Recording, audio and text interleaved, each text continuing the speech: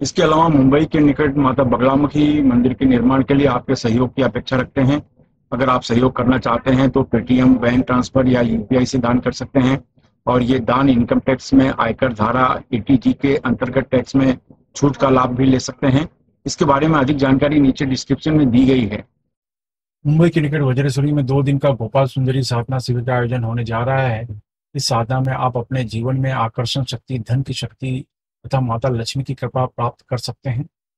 हर प्रकार की सुख सुविधा, सुख समृद्धि भी प्राप्त कर सकते हैं। आप अपने व्यापार में, नौकरी में, काम में उन्नति के साथ शत्रुओं से अपना बचाव करने के साथ अपने पूरे परिवार को भी सुरक्षा दे सकते हैं।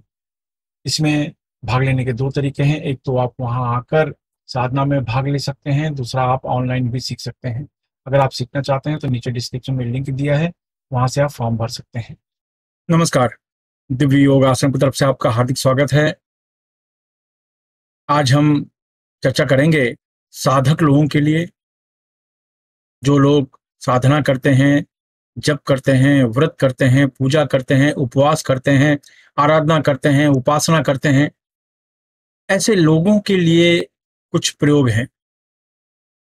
जाहिर है कि हर इंसान ये चाहता है कि जब वो जप करे, पूजा करे, उपवास करे, व्रत करे, कुछ भी करे, तो उसमें उसे सफलता मिलनी चाहिए। तो सफलता के मार्ग में बहुत सी रुकावटें भी कभी कभी होती हैं। कुछ सामान्य साधनाएं होती हैं जिसे लोग मंत्र जप कर उसे पूरा करते हैं।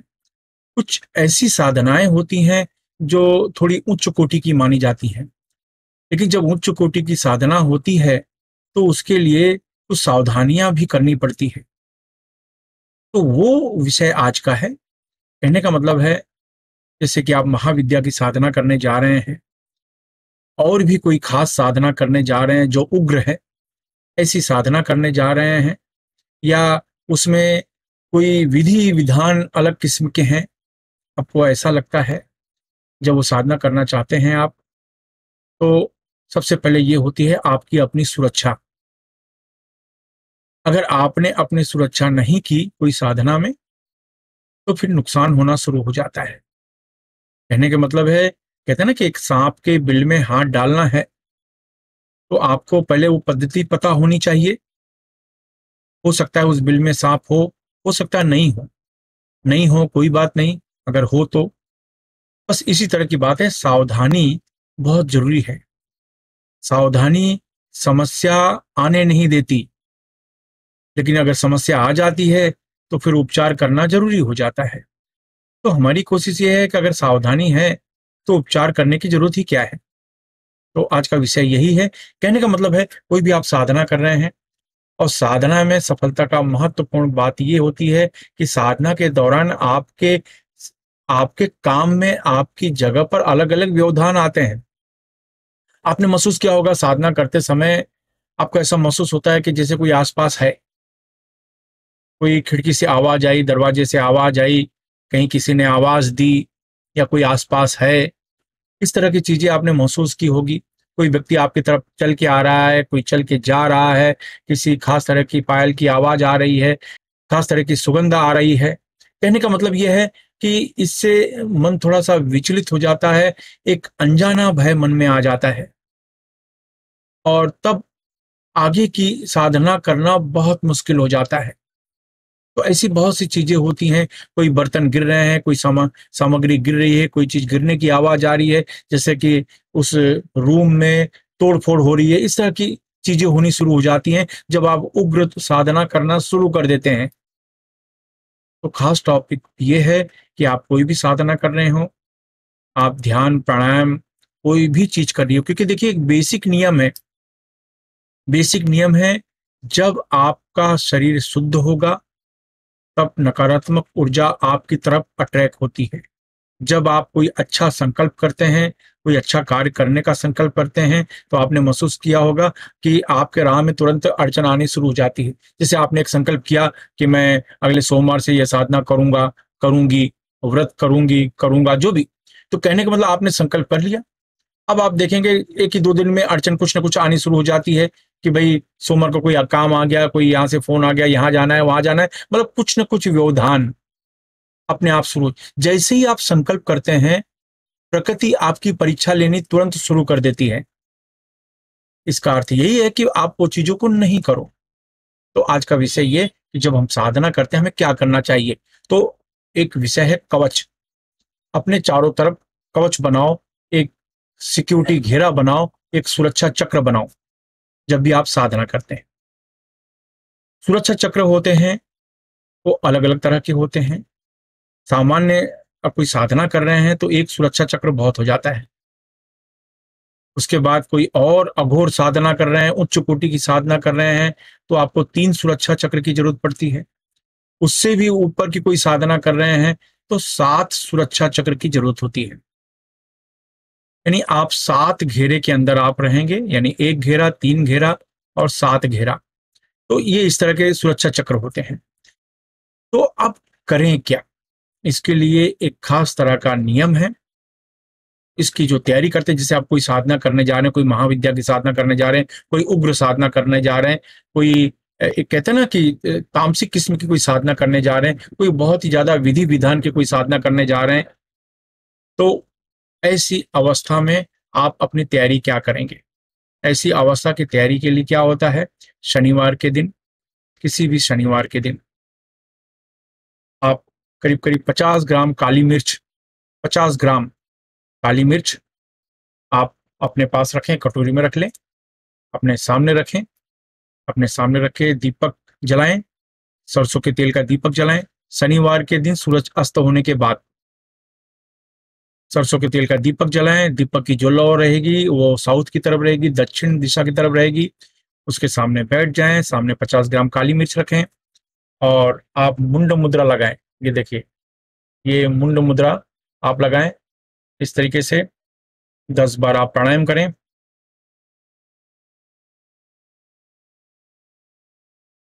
जितनी देर तक हो सके रोक के रखें, फिर धीरे से छोड़ें। इस तरीके से 10 बार आप प्राणायाम करें। 10 बार प्राणायाम करने के बाद यही मुद्रा लगाते हुए खास तरीके का मंत्र, ओम भ्रम महाकालाय भ्रम फट, ओम भ्रम महाकालाय भ्रम फट, ओम भ्रम महाकालाय भ्रम फट, ओम भ्रम महाकालाय भ्रम फट। मैं इस मंत्र को फिर से रिपीट कर रहा हूं, ओम भ्रम महाकालाय भ्रम फट, ओम भ्रम महाकालाय भ्रम फट, ओम भ्रम महाकालाय भ्रम फट। इस मंत्र का उपांशु जाप करें या धीमी आवाज में जाप करें, आपकी आवाज आपके कमरे से बाहर जाने न पाए। ये 10 मिनट का मंत्र जाप करना है, किसी भी तरह की माला की जरूरत नहीं, बस ये मुद्रा लगाएं, 10 मिनट मंत्र का जाप करें। मंत्र का जाप करने के बाद किसी को फल या भोजन दान कर देते हैं, काम हो गया। अब वो जो काली मिर्च के दाने हैं, ये काली मिर्च के दाने जब भी आप कोई साधना करने बैठते हैं, कोई खास साधना करने बैठते हैं, कोई उग्र साधना करने बैठते हैं, तो काली मिर्च के दाने अपने पास रखो। काली मिर्च के दाने रखो और ये सिर्फ 4 दाने रखो। 4 दानों की जरूरत पड़ती है एक साधना में, तो 4 दाने रखो। और जब आप साधना में बैठने जा रहे हैं तो 4 दाने चारों दिशाओं की तरफ डाल दीजिए।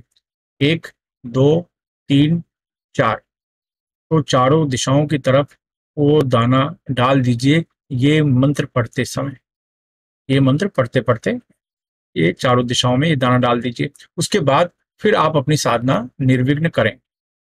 उसके बाद अपनी ये साधना जो भी है आप निर्विघ्न करें।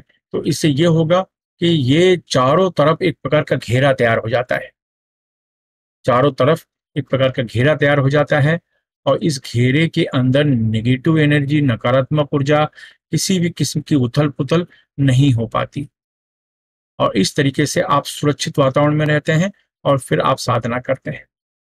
सवाल ये है कि जरूरी नहीं कोई भयानक आपको अनुभव, ऐसा नहीं है, लेकिन सामान्य तरह की नकारात्मक ऊर्जा उस घेरे के अंदर उस दौरान नहीं प्रवेश कर पाती, तो इससे आपको फायदा होता है। कुछ लोग ये मंत्र जब 4 दाने चारों तरफ डाल देते हैं तो ये मंत्र पढ़ते पढ़ते 4 दिशाओं में चुटकी बजा देते हैं। इस तरीके से ये मंत्र पढ़ते पढ़ते इस तरीके से, तो ऐसा करने से भी आपको फायदा हो जाता है और इससे आपकी सुरक्षा होती है। जब तक ऐसा नहीं करेंगे, ऊंचे जो उग्र साधनाएं होती हैं वो आप करना चाहते हैं तो उसमें आपको सफलता नहीं मिल पाएगी। आप पहली बात तो कर ही नहीं पाओगे, बहुत सी अड़चने आएंगी।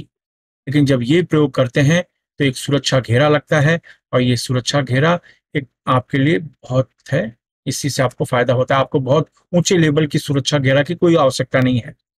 एक सामान्य गृहस्थ इंसान आप हैं तो आप सिर्फ यही प्रयोग करो और बहुत ऊंचे घेरे की आपको जरूरत नहीं है। तो कहने का मतलब है इस तरीके से आप ध्यान, प्राणायाम, साधना, योग कुछ भी आप करते हैं, क्योंकि याद रखिए जैसे एक लड़का लड़की की शादी होने वाली होती है तो हल्दी जैसे ही बॉडी का शुद्धिकरण होता है, हल्दी उपकरण का प्रयोग किया जाता है, उसके बाद आपने देखा होगा लड़के को या लड़की को घर से बाहर जाने की इजाजत नहीं मिलती, क्योंकि शरीर जब शुद्ध हो जाता है तो जैसे ही वो बाहर निकलेंगे नकारात्मक एनर्जी अटैक करती है।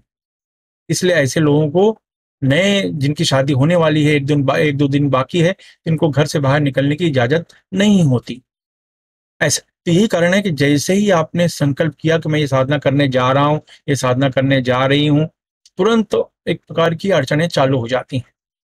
और इस तरीके से नॉर्मल भी कोई साधना आप करने जा रहे हैं तो कोई ना कोई विघ्न आते हैं, कि कोई अगर अच्छा काम करने जा रहे हैं तो अड़चन स्वाभाविक है। तो ये करें, इससे आपकी सुरक्षा होती है और आपको फायदा होता है।